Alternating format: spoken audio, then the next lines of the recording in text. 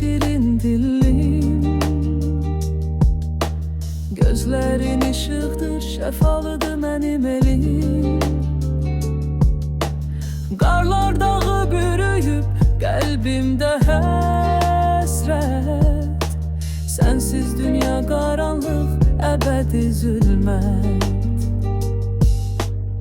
Arazın suları axır səssizcə. Həsrət dolu ürəyim yanar gecə gündüzcə. Sənin nəfəsinlə ucalır bu könül. Yoxluğun içində susar hər bülbül.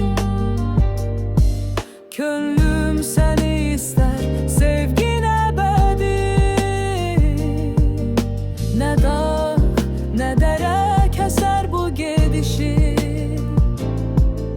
Sensiz hayatımda yok bir saadet.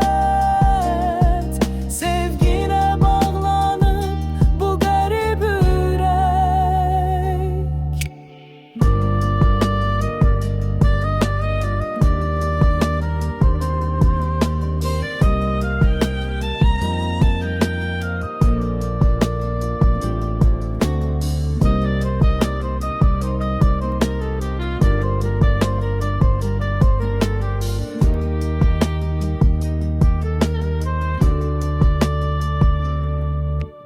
Durna kanadında gel bir bax mənə.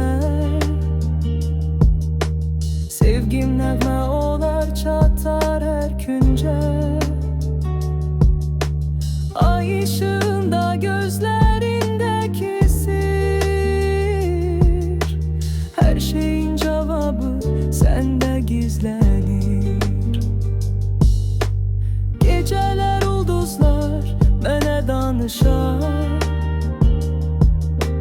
Senin həsrətindən könlüm alışar. Könül bu dərdi çəkər, dayanar sənsiz. Qəlbimdə sevginlə həyat həvəssiz. Könlüm səni istər, sevgin əbədi. Nə dağ, nə dərə kəsər bu gedişi. Sensiz